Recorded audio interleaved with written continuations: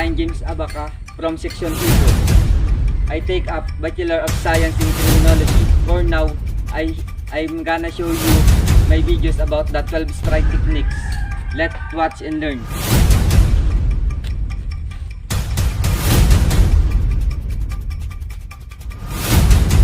Guys, before making the 12 strike techniques in Arnis, meron tayong tinatawag na stances. Kalimitang ginagamit dito ay ang formal stances. So guys, madali lang yan. Ganto ang formal stances. Then, so guys, may tinatawag tayong pugay sa Arnis.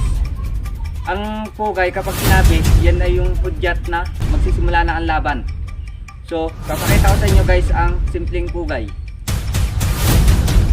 Itong kanang kamay natin o right hand, itapat lang natin dito at saka ilagay natin sa left chest natin. Sabay babaw tayo. So yun na guys, ang napakasimpleng pugay. So guys, nakikita nyo naman ang aking kaduo. Yang papakita namin ng ayos sa pamagitan ng lecture type, na kung saan maunawaan natin ang bawat isa ng paggamit ng mga techniques sa Arnis nang sa kanay makaperform tayo ng ayos. So yun natin vlog. Guys, simple lang. Yang stances tayo, formal stances, pugay, bow. Yan lang guys. Tapos papakita namin yung first technique sa pamagitan din ng pag-lecture. Guys, ito yung tinatawag na left temple strike, na kung saan papatamaan natin yung opponent natin sa pamagitan ng kaliwang pisngi. So guys, sunod natin gagawin na technique ay ang tinatawag na right temple strike. So madali lang guys yan, ganito. Yun ang tinatawag natin right temple strike, na kung saan yung opponent natin, ang naka-main target natin ay ang tatamaan natin ay ang kanang pisngi niya. Then guys, ang third techniques ng Arnis ay ang papatamaan natin sa kaliwang balikat, na kung tawagin ay ang left shoulder strike. Ito ang ating pinaka-main target na kaliwang balikat. Ang paapat natin naman gagawin ay ang core technique ng Arnis. Kung tawagin ay ang right shoulder strike. Ganito yung guys. Dapat ang ating pinaka-main target sa ating opponent o kalaban ay ang kanang balikat. Ang lima naman natin gagawin ay ang stomach lock sa technique ng Arnis. So ganito lang yan guys. Kailangan na ang pinaka-main target natin talaga ay ang sikmura o tiyan ng ating kalaban. Guys, gagawin na naman natin ay ang ika-anim ng technique ng Arnis. Kung tawagin ay ang left shoulder thrust. So guys, ganito lang yan. Dapat ang pinaka-main target natin sa ating opponent o kalaban ay ang kaliwang dibdib.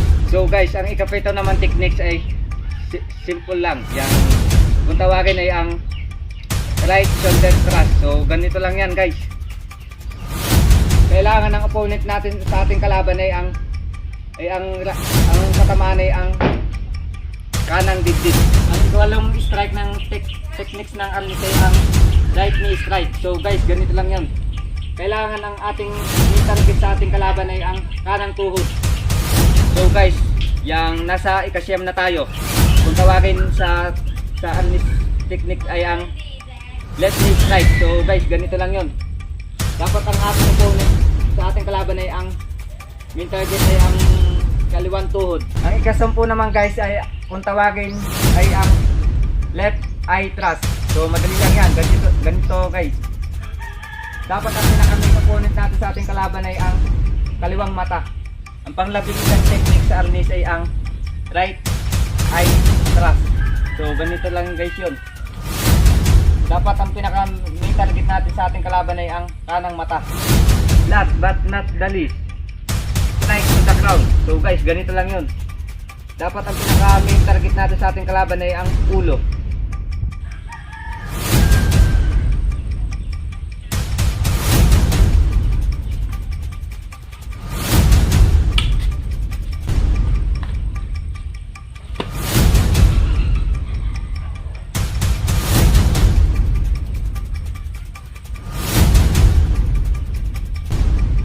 So guys, the next video is I'm gonna show you the 6 blocking technique.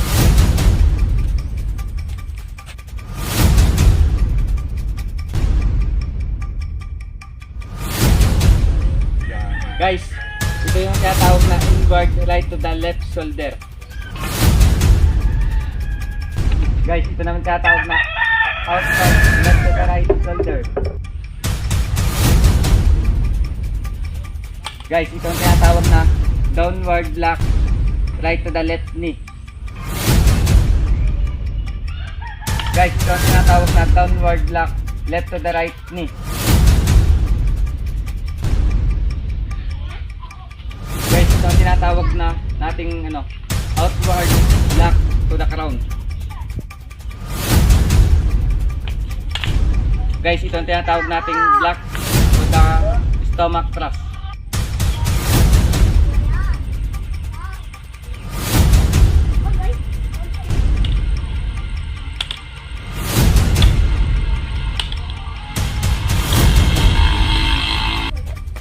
So guys, natapos ang ating session.